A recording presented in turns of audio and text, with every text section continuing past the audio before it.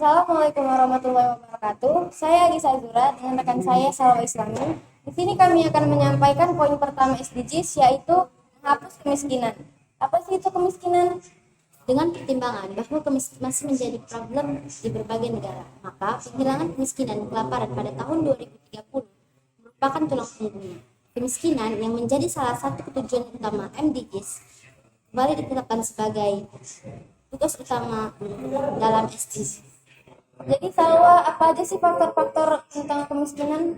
Secara umum, faktor-faktor kemiskinan dapat dikelompokkan menjadi lima faktor. Yang pertama, tingkat pendidikan yang masih minim. Yang kedua, masih terbatasnya lapangan pekerjaan. Yang ketiga, malas bekerja. Yang keempat, beban keluarga. Dan yang kelima, keterbatasan sumber daya alam maupun modal.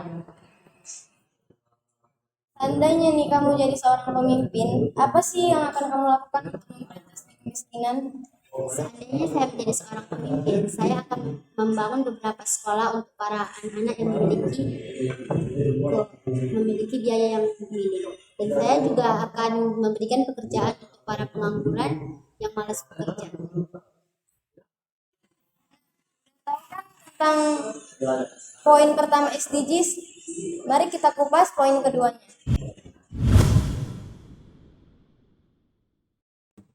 Assalamualaikum warahmatullahi wabarakatuh. Bersama saya Salwa Islami dengan rekan saya Agisa Azura. Nah, Sobat Mu, kan tadi ini kita telah membahas SDGs dengan poin pertama. Nah, kita lanjut ya ke SDGs poin kedua. Agis, apa sih yang dimaksud dengan SDGs poin kedua? Jadi poin kedua itu ada mengakhiri kelaparan. Untuk menghilangkan kelaparan, mencapai ketahanan pangan dan gizi yang baik, serta meningkatkan pertanian berkelanjutan. Untuk mencapai tujuan tanpa kelaparan pada tahun 2030, ditetapkan target yang diukur melalui indikator. Apa sih faktor-faktor dari poin SDGs yang kedua? Faktor-faktornya itu ada 5, itu adanya kemiskinan, meningkatnya subsidi pangan, meningkatnya harga-harga pangan, meningginya tingkat pengangguran, dan ketidakstabilan sistem pemerintah. Nah, jika Agis menjadi seorang pemimpin, tindakan apa yang Agis ambil untuk memberantas kelaparan? Upaya yang akan saya lakukan yaitu sosialisasi tentang manfaat pola konsumsi pangan perorangan dan masyarakat yang beragam, bergizi, seimbang, dan aman untuk hidup sehat, aktif, dan produktif. Terus perbaikan gizi bagi ibu hamil, ibu menyusui, balita, remaja, atau kelompok rawan gizi lainnya. Ada juga peningkatan jangkauan atau kualitas layanan kesehatan masyarakat. Nah, Sobatmu udah tahu kan tentang SDGs poin kedua. Sekian dulu ya untuk pembahasan kali ini. Assalamualaikum warahmatullahi wabarakatuh. Perkenalkan, nama saya Julfa Ainia Rahab dan ini rekan saya Alfika Elni Matandang. Di sini kami akan menyampaikan apa saja sih poin ketiga SDGs itu. Poin ketiga adalah kesehatan yang baik dan kesejahteraan. Tujuannya menjamin kehidupan yang sehat dan meningkatkan kesejahteraan seluruh penduduk semua usia. Apa saja sih target-target poin ketiga SDGs itu? Target-targetnya penurunan kematian ibu dan bayi, mengurangi kesakitan dan kematian akibat penyakit menular dan tidak menular, mencegah penyalahgunaan zat, menjamin akses layanan kesehatan seksual dan reproduksi, meningkatkan cakupan kesehatan universal, menguatkan pelaksanaan pengendalian tembakau, pengembangan dan penelitian vaksin dan obat, serta meningkatkan pembiayaan kesehatan. Nah, misalkannya kalau you jadi pemimpin, apa saja sih yang akan you buat program seperti kesehatan? Meningkatkan gerakan masyarakat, peningkatan pelayanan medis, rehab sosial, dan dukungan dari masyarakat bagi penderita gangguan jiwa, peningkatan aksesibilitas dan pelayanan kesehatan yang berkualitas. Assalamualaikum warahmatullahi wabarakatuh. Perkenalkan, saya Alfika Elni Matandang dan rekan saya Julfa Ainia Rahab. Nah, di sini kami akan membahas SDGs poin keempat. Apa sih SDGs poin keempat itu? Baik, di sini SDGs keempat itu yaitu pendidikan bermutu dan berkualitas. Nah, seperti yang kita tahu, pendidikan sekarang ini sudah jarang dan tidak teratur karena adanya pandemi atau COVID-19, maka diharuskan belajar daring atau belajar melewati internet atau media sosial. Jadi, tujuan kami di sini adalah supaya semua anak dapat berpendidikan berkualitas, baik yang mampu dan tidak mampu. Apa saja sih faktor-faktor dari SDGs poin keempat? Nah, seperti yang kita tahu, faktor-faktor poin keempat ini sungguh banyak dan di sini saya akan menjelaskan hanya beberapa saja. Yang pertama itu kurangnya motivasi individu atau kepercayaan diri sendiri. Zaman sekarang itu banyak anak yang suka bolos karena mungkin ada masalah keluarga atau banyak pikiran. Jadi menyebabkan anak itu stres dan sehingga anak itu berpikiran untuk bolos dari belajar untuk menghilangkan stresnya. Yang kedua itu ada motivasi dari orang tua. Nah, sering sekali orang tua memarah-marahi anak karena nilai-nilai yang tidak diinginkan, bahkan karena pertengkaran perselingkuhan. Nah, jadi bagi ibu-ibu sekalian, mari kita kurangi untuk memarahi anak-anak agar anak-anak tidak stres dan menjadi baik dalam pola belajarnya sendiri. Dan andainya kamu suatu saat nanti menjadi pemimpin, apa yang kamu lakukan? Nah, ketika saya jadi pemimpin, saya akan membangun sekolah tanpa biaya sepeser pun atau memberikan beasiswa kepada anak-anak yang wajib diberikan beasiswa. Sekian penjelasan SDGs poin 3 dan 4. Kami akhiri. Assalamualaikum warahmatullahi wabarakatuh. Assalamualaikum warahmatullahi wabarakatuh. Saya Nadira. Saya akan menjelaskan SDGs poin kelima mengenai kesetaraan gender. Isu kesetaraan gender perlu dipertimbangkan dalam penyusunan kegiatan program. Sebab isu gender masih cukup mengemuka. Contohnya, aktivitas perempuan dalam kegiatan ekonomi yang masih tertinggal dengan laki-laki. Demikian juga dengan posisi perempuan dalam lembaga politik yang masih rendah dibanding dengan laki-laki. Di sektor domestik, perempuan masih memikul beban ganda seperti mengurus kebutuhan domestik dan harus bekerja untuk memenuhi kebutuhan keluarga. Selain itu, masih terjadi kekerasan dalam rumah tangga dengan perempuan dan anak-anak sebagai korbannya. Seandainya saya menjadi seorang pemimpin, yang akan saya lakukan untuk mengatasi hal tersebut adalah dengan memberikan pendidikan, bimbingan, penyuluhan tentang pentingnya peran perempuan dalam kehidupan, serta meningkatkan perlindungan perempuan dari segala bentuk kekerasan, termasuk dari perdagangan manusia. Menghapuskan seluruh praktik berbahaya dengan meningkatkan kesadaran di kalangan orang tua, remaja, anggota keluarga, serta dengan meningkatkan tahun rata-rata sekolah bagi masyarakat. Menghilangkan segala bentuk kekerasan terhadap perempuan dan mencegah pernikahan dini. Sekian penjelasan dari saya, semoga bermanfaat. Saya akhiri. Assalamualaikum warahmatullahi wabarakatuh.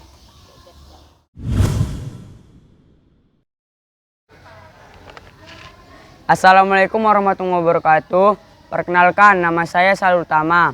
Saya akan menjelaskan SDGs poin ke-6, yaitu akses air bersih dan sanitasi. Tujuannya adalah menjamin ketersediaan serta pengolahan air bersih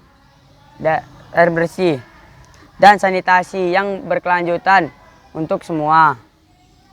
Dalam rangka mencapai tujuan air bersih dan sanitasi layak pada tahun 2030, ditetapkan 8 target yang diukur melalui 40 indikator. Target-target tersebut terdiri dari akses terhadap air minum layak, akses terhadap sanitasi layak, kualitas air dan limbah, serta pemanfaat, pengolahan, dan pelestarian sumber daya air. Upaya-upaya yang dilakukan untuk mencapai target-target yaitu adalah 1. Menjamin ketahanan air melalui peningkatan pengetahuan, perubahan sikap, dan perilaku dalam pemanfaatan air minum dan pengolahan sanitasi. Yang kedua, peningkatan efektivitas dan efisiensi pada infrastruktur air minum dan sanitasi. Yang ketiga, meningkatkan penyediaan dan kualitas layak infrastruktur strategis. Sekian dari saya. Assalamualaikum warahmatullahi wabarakatuh. Assalamualaikum warahmatullahi wabarakatuh. Perkenalkan, nama saya Fadli. Saya akan menjelaskan SDGs poin ke-7, yaitu energi bersih dan terjangkau. Apa sih tujuan SDGs nomor 7 energi bersih dan terjangkau? 1. Meningkatkan pasokan energi dan ketenaga listrikan dengan memperhatikan jaminan pasokan energi primer dan bauran energi, pengendalian pemanfaatan yang sejalan dengan melaksanakan konservasi energi. 2. Meningkatkan peranan energi baru dan terbarukan dalam bauran energi. 3. Meningkatkan aksesibilitas energi. 4. Meningkatkan efisiensi penggunaan energi.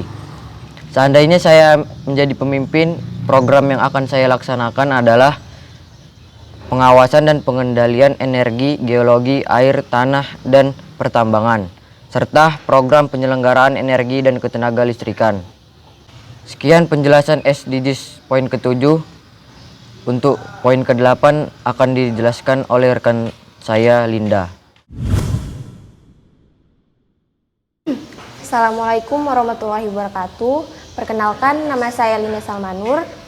Tadi kita sudah membahas SDGs poin ke-7. Dan di sini saya akan membahas SDGs poin ke-8, yaitu tentang pekerjaan layak dan pertumbuhan ekonomi. Tujuan dari nomor 8 ini berusaha meningkatkan pertumbuhan ekonomi yang inklusif dan berkelanjutan, kesempatan kerja yang produktif dan menyeluruh, serta pekerjaan yang layak untuk semua. Target-targetnya meliputi mempertahankan pertumbuhan ekonomi per kapita, mencapai tingkat produktivitas ekonomi lebih tinggi, menggalakkan kebijakan pembangunan yang mendukung kegiatan produktif, serta penciptaan lapangan kerja yang layak. Andai saya jadi pemimpin, saya akan menciptakan lapangan kerja yang layak, membuka peluang ekonomi baru bagi semua orang, dan tempat kerja yang aman, dan dilengkapi dengan fasilitas kesehatan. Tapi selain itu, Anda sekalian juga perlu melakukan beberapa macam cara, yaitu yang pertama, perbanyak keterampilan dan kualitas diri. Karena dengan hal ini kita bisa tingkatkan kualitas diri dengan mengembangkan passion yang dipunya. Contohnya, luangkan waktu untuk meningkatkan kemampuan hobi dan ambil juga kelas bahasa asing. Karena pengembangan global saat ini, tentunya bahasa asing sangat berguna untuk masa depan. Yang kedua, menggunakan potensi SDA sebaiknya. Karena tanpa adanya ini, pertumbuhan ekonomi mustahil terjadi. Maka dari itu, marilah kita menggunakan potensi SDA dengan sebaiknya. Contohnya, mengurangi penggunaan air saat mandi dan mematikan lampu saat siang hari. Sekian penjelasan dari Ai. Assalamualaikum warahmatullahi wabarakatuh. Assalamualaikum warahmatullahi wabarakatuh. Perkenalkan, nama saya Milvan Habis Parapat. Saya sekolah di SMP Muhammadiyah Madalan. Saya kelas 9. Poin yang saya simpulkan di sini adalah infrastruktur, industri dan inovasi.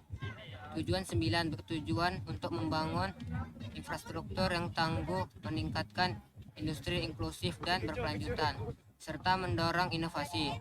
Target-target dari tujuan 9 meliputi pengembangan infrastruktur yang berkualitas, andal, berkelanjutan, dan tangguh. Promosikan industrialisasi inklusif dan berkelanjutan, dan meningkatkan proporsi industri dalam lapangan kerja dan produk domestik bruto. Meningkatkan akses industri berkelanjutan, memperkuat riset ilmiah, meningkatkan kapabilitas teknologi sektor industri, mendorong inovasi, dan meningkatkan akses terhadap teknologi informasi dan komunikasi, serta mengusahakan penyediaan akses universal dan terjangkaunya internet. Seandainya saya menjadi seorang pemimpin, saya akan meningkatkan kapabilitas teknologi sektor industri, mendorong inovasi dan meningkatkan akses terhadap teknologi, informasi, dan komunikasi, serta mengusahakan penyediaan akses universal dan terjangkaunya internet. Assalamualaikum warahmatullahi wabarakatuh.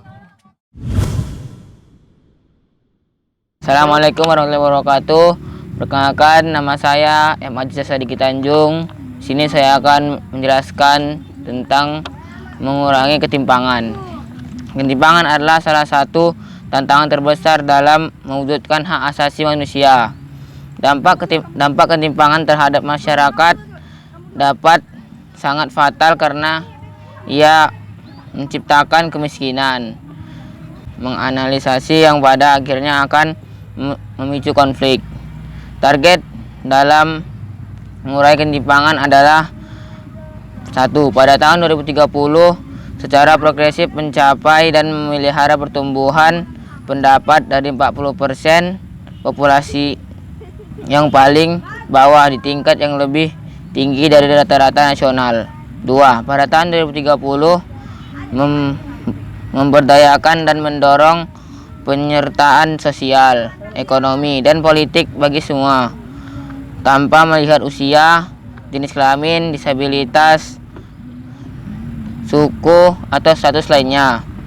Memastikan kesempatan yang sama dan mengurangi ketimpangan pendapat, termasuk dengan mengeliminasi diskriminasi terhadap hukum, kebijakan, dan praktek-praktek, dan mendorong legislasi, kebijakan, dan aksi yang sepantasnya. Apabila saya menjadi pemimpin, saya akan melakukan peningkatan kualitas penduduk. Upaya yang dilakukan adalah memperbaiki kualitas pendidikan, meningkatkan fasilitas kesehatan, baik kualitas tenaga medis maupun peningkatan pelayanan kesehatan. Assalamualaikum warahmatullahi wabarakatuh. Di sini saya Ramadhani Siregar dan Mega Anjani Siregar. di sini kami akan membahas tentang SDGs poin ke-11, Kota dan Pemukiman Berkelanjutan. Kota dan pemukiman berkelanjutan memiliki 7 target. Yang pertama itu ada menjamin akses bagi semua terhadap perumahan yang layak, aman, terjangkau, serta menata kawasan kumuh. Yang kedua itu ada menyediakan akses terhadap sistem transportasi yang aman, terjangkau, mudah diakses, dan berkelanjutan untuk semua. Yang ketiga ada mempromosikan dan menjaga warisan budaya dunia dan warisan alam dunia. Yang keempat, secara signifikan mengurangi jumlah kematian dan jumlah orang terdampak bencana. Yang kelima, ada mengurangi dampak lingkungan perkotaan termasuk penanganan sampah. Yang keenam, menyediakan ruang publik dan ruang terbuka hijau yang aman, inklusif, serta meningkatkan secara substansial jumlah kota dan pemukiman yang terintegrasi dengan perubahan iklim dan ketahanan terhadap bencana. Kota dan pemukiman berkelanjutan juga memiliki beberapa strategi. Yang pertama ada perbaikan rumah tidak layak huni bagi rumah tangga miskin dan perbaikan kualitas lingkungan kawasan permukiman kumuh termasuk diantaranya air bersih, sanitasi, dan listrik. Yang kedua ada revitalisasi jalur kereta dan bandara serta pengembangan kadar angkutan massal berbasis jalan atau BRT. Yang ketiga ada pembangunan desa tangguh bencana. Yang keempat ada pengembangan sistem peringatan dini atau early warning system berbasis masyarakat serta identifikasi dan inventarisasi daerah rawan dan terdampak bencana. Yang kelima ada pelayanan angkutan dan pengolahan sampah serta pembangunan ruang terbuka hijau. Program kegiatannya ada 6. 1. Pembangunan perumahan. 2. Pengembangan perhubungan darat. 3. Peningkatan kualitas hidup perempuan dan anak. 4. Perlindungan dan pengembangan lembaga ketenagakerjaan. 5. Peningkatan kesempatan kerja. 6. Peningkatan kualitas dan produksi tenaga kerja. Jadi, bila saat kami menjadi pemimpin, untuk saya pribadi, saya akan membuat atau mengadakan rumah gratis untuk warga yang kurang mampu, yang layak, aman, dan nyaman. Dan saat kami menjadi pemimpin untuk saya sendiri, saya akan menyediakan beberapa fasilitas yang mungkin belum tersedia di desa. Yang salah satunya termasuk air bersih.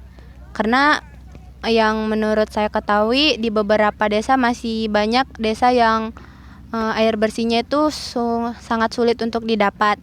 Dan saya juga akan melarang beberapa pabrik yang ada beberapa pabrik yang ada di desa itu untuk tidak membuang sampah ke sungai. Karena menurut beberapa informasi yang saya ketahui melalui internet, di desa itu banyak pabrik yang membuang limbahnya itu ke sungai, yang membuat sungai itu menjadi kotor. Padahal beberapa penduduk di desa itu menggunakan sungai untuk mendapatkan air bersih. Sekian penjelasan dari kami SDGs Kota dan Pemukiman Berkelanjutan. Semoga bermanfaat. Assalamualaikum warahmatullahi wabarakatuh. Assalamualaikum warahmatullahi wabarakatuh. Perkenalkan, nama saya Naura. Di sini saya akan menyampaikan poin ke-12 tentang pola produksi dan konsumsi yang berkelanjutan. Poin ke-12 ini memiliki beberapa target. Yang pertama, mencapai pengelolaan bahan kimia dan semua jenis limbah yang ramah lingkungan. Yang kedua, mengurangi produksi limbah melalui pencegahan, pengurangan, dan daur ulang. Yang ketiga, mendorong perusahaan, terutama perusahaan besar untuk memproduksi praktek berkelanjutan. Yang keempat, memproduksi praktek pengadaan publik yang berkelanjutan sesuai dengan kebijakan dan prioritas nasional. Program kegiatan SDGs yang ke-12 ini adalah pengolahan sampah, limbah bahan berbahaya beracun atau B3, pengendalian pencemaran dan kerusakan, dan penataan pengkajian dampak dan pengembangan kapasitas. Apabila saya menjadi pemimpin, saya akan mendukung keras pengolahan limbah dan mendukung keras juga peraturan yang melarang pembakaran hutan. Sekian penjelasan SDGs poin ke-12. Semoga bermanfaat. Assalamualaikum warahmatullahi wabarakatuh. Assalamualaikum warahmatullahi wabarakatuh. Perkenalkan, nama saya Jevira Samara. Di sini saya akan membahas SDGs poin 13, yaitu penanganan perubahan iklim dan penanggulangan kebencanaan. Ada 2 target dan 3 indikator. Target pertama yaitu memperkuat kapasitas ketahanan dan adaptasi terhadap bahaya terkait iklim dan bencana alam. Target kedua yaitu mengintegrasikan tindakan antisipasi perubahan iklim ke dalam kebijakan, strategi, dan perencanaan. Lalu ada program kegiatan yaitu penyelenggaraan penanggulangan bencana dan pengembangan energi baru terbarukan dan konservasi energi. Seandainya saya menjadi pemimpin, saya bakal menggunakan sumber energi terbarukan dan lebih ramah lingkungan. Nah, kan di kota-kota besar ini udah mulai banyak banget perumahan atau apartemen yang mulai mengandalkan atau memasang panel surya untuk mengurangi beban atau penggunaan listrik pada tempat tinggal mereka kan. Terus nanti juga bakal banyak pabrik-pabrik yang mulai mengalihkan sumber energi yang digunain dan jadi bakal lebih ramah lingkungan. Terus itu nggak bakal menghasilkan emisi gas buang yang bahaya banget bagi lingkungan. Dan nanti saya juga bakal melakukan penanaman pohon dalam skala yang besar. Kalian tahu nggak kalau misalnya hutan itu adalah jantung bagi kehidupan dunia. Ntar kalau misalnya nggak ada hutan, bumi ini bakal jadi lebih panas dan kita nggak bakal bisa ngehasilin oksigen yang segar buat dihirup.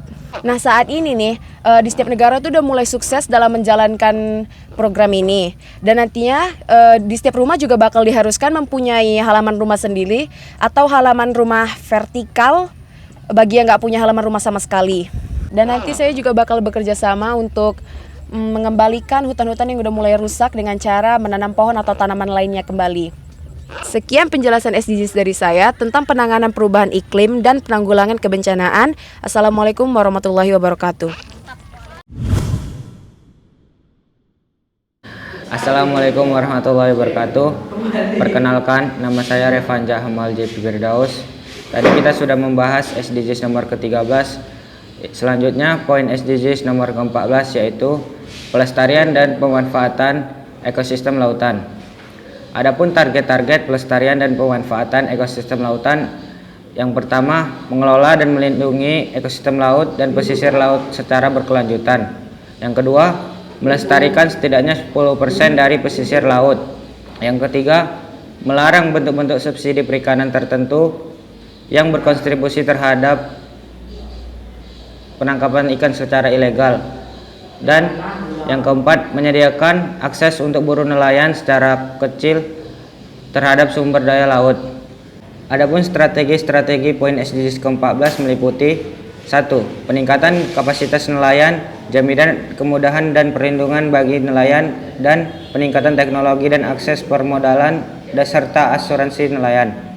Yang kedua, peningkatan prasarana-sarana perikanan tangkap dan air payau melalui peningkatan fasilitas pelabuhan dan teknologi dengan perikanan. Yang ketiga, peningkatan kualitas dan kapasitas unit pengolah ikan. Yang keempat, perbaikan tata niaga perikanan. Yang kelima, rehabilitasi kawasan mangrove dan terumbu karang. Seandainya saya menjadi seorang pemimpin, saya akan membuat suatu program kegiatan. Yang pertama, pengembangan perikanan tangkap melalui pengendalian penangkapan kapal dan alat tangkap. Yang kedua, rehabilitasi dan konservasi sumber daya kelautan dan perikanan.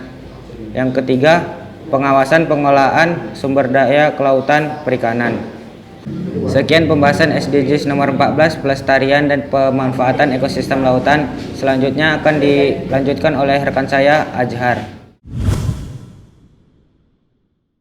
Assalamualaikum warahmatullahi wabarakatuh. Perkenalkan, nama saya Azhar Priansa. Tadi kita sudah membahas poin SDGs nomor 14. Sekarang kita membahas SDGs nomor 15 tentang pelestarian dan pemanfaat ekosistem daratan. Target-target SDGs. Pertama, menjamin pelestarian, restorasi dan pemanfaatan berkelanjutan dari ekosistem daratan dan perairan darat serta jasa lingkungannya. Kedua, meningkatkan pelaksanaan pengolahan jenis hutan secara berkelanjutan, menghentikan deforestasi, merestorasi hutan yang terdegradasi. Ketiga, menghentikan pengguguran, memulihkan lahan dan tanah kritis, termasuk lahan yang terkena pengguguran, kekeringan, dan banjir, dan berusaha mencapai dunia bebas dari lahan terdegradasi. Keempat, melakukan tindakan cepat dan signifikan untuk mengurangi degradasi habitat alami, menghentikan kehilangan keanekaragaman hayati. Kelima, meningkatkan pembagian keuntungan yang adil dan merata dari pemanfaatan sumber daya genetik dan meningkatkan akses yang tepat terhadap sumber daya tersebut sesuai kesepakatan internasional. Keenam, mengintegrasikan nilai-nilai ekosistem dan keanekaragaman hayati ke dalam perencanaan nasional dan daerah, proses pembangunan strategis dan pelanggaran pengangguran kemiskinan. Adapun strategisnya untuk mencapai SDGs tahun 2030, pertama, konservasi lingkungan melalui rehabilitasi hutan dan lahan. Kedua, pemulihan kembali lingkungan melalui peningkatan perizinan dan pemantauan lingkungan serta penegakan hukum. Ketiga, optimalisasi pemanfaatan sumber daya hutan kayu dan non-kayu. Seandainya saya jadi seorang pemimpin, adapun program yang saya rencanakan. 1. Rehabilitasi dan konservasi sumber daya alam. Kedua, penyuluhan dan penegakan hukum lingkungan hidup dan kehutanan. Ketiga, pemanfaatan hutan. Sekian dari saya penjelasan SDGs nomor 15 tentang pelestarian dan pemanfaatan ekosistem darat. Assalamualaikum warahmatullahi wabarakatuh. Assalamualaikum warahmatullahi wabarakatuh.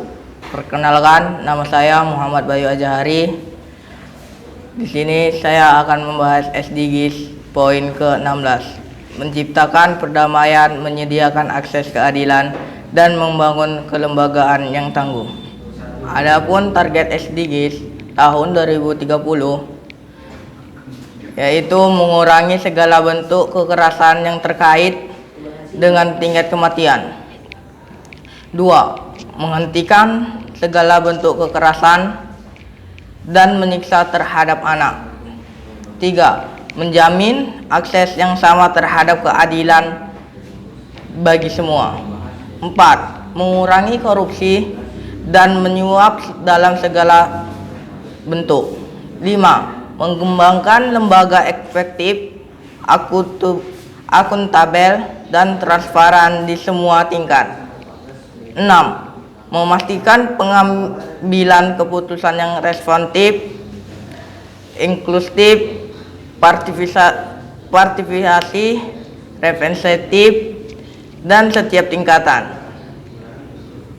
7. Memberikan identitas hukum bagi semua, termasuk pencatatan kelahiran. 8. Menjamin akses publik terhadap informasi. 9. Menegakkan undang-undang dan kebijakan yang tidak diskriminatif untuk pembangunan berkelanjutan. Seandainya saya menjadi seorang pemimpin, saya akan membuat program-program, yaitu yang pertama, peningkatan pemberdayaan masyarakat dalam Trantibuma. Kedua, penguatan ideologi dan kewaspadaan. 3. Pengembangan data statik, sektoral, dan keterbukaan informasi. Keempat, pengembangan e-government. Kelima, pengawasan intern pemerintah dan penanganan aduan masyarakat. Sekian dari saya. SDGs poin ke-16, menciptakan perdamaian, menyediakan akses keadilan, dan membangun kelembagaan yang tangguh. Assalamualaikum warahmatullahi wabarakatuh. Assalamualaikum warahmatullahi wabarakatuh. Perkenalkan, nama saya Abdil Hakatansin. Di sini saya akan membahas poin SDGs ke-17 tentang menguatkan sarana pelaksanaan dan merevitalisasi kemitraan global. Adapun target-target poin ke-17, yang pertama, memperkuat mobilisasi sumber daya domestik untuk meningkatkan kapasitas lokal bagi pengumpulan pajak dan pendapatan lainnya. Yang kedua, meningkatkan kerjasama utara, selatan, selatan-selatan, dan kerjasama triangular secara regional dan internasional terkait dan akses terhadap sains, teknologi, dan inovasi, dan meningkatkan berbagai pengetahuan. 3. Mengoperasionalisasikan secara penuh bank teknologi dan sains, mekanisme pembangunan kapasitas teknologi dan inovasi untuk negara kurang berkembang. Yang keempat, secara signifikan meningkatkan ekspor dari negara berkembang. Yang kelima, mendorong dan meningkatkan kerjasama pemerintah, swasta, dan masyarakat sipil. Yang keenam, meningkatkan dukungan pengembangan kapasitas untuk negara berkembang. Yang ketujuh, mengandalkan inisiatif yang sudah ada untuk mengembangkan pengukuran atas kemajuan pembangunan berkelanjutan yang melengkapi produk domestik bruto dan mendukung pengembangan kapasitas statistik di negara berkembang. Untuk mendukung pengembangan kapasitas statistik di negara berkembang, adapun strategi-strategi dari poin ke-17, 1. Obligasi daerah. Yang kedua, memperkuat jaringan infrastruktur teknologi informasi. Yang ketiga, menggalakkan penggunaan e-komersi, transaksi online, dan digitalisasi UMKM. Seandainya saya menjadi seorang pemimpin, adapun program kegiatan yang saya tawarkan. Yang pertama, peningkatan promosi dan kerjasama penanaman modal. Yang kedua, penyediaan dan pelayanan informasi statistik. Yang ketiga, pengembangan data statistik sektoral. Dan yang keempat, peningkatan ekspor, promosi, dan efisien. Demikian dari saya penjelasan poin SDGs poin ke-17 tentang menguatkan sarana pelaksanaan dan merevitalisasi kemitraan global. Assalamualaikum warahmatullahi wabarakatuh.